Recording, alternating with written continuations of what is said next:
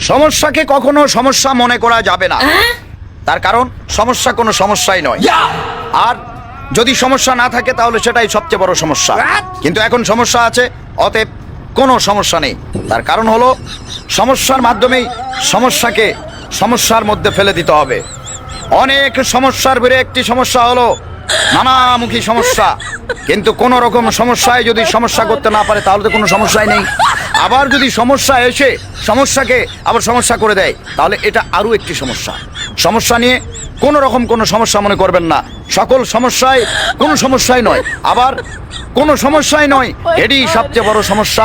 সব কিছুর মূলে সমস্যা থেকেই সমস্যা, সমস্যার ভিড়েই সমস্যা। সমস্যাকে সমস্যার মাধ্যমে সমস্যাকেই সমস্যা করে দিতে হবে। অতএব কোনো রকম কোনো সমস্যা নিয়ে আর কোনো সমস্যা নেই। সকল সমস্যা অলরেডি এখন সমস্যার মধ্যে পড়ে গিয়েছে।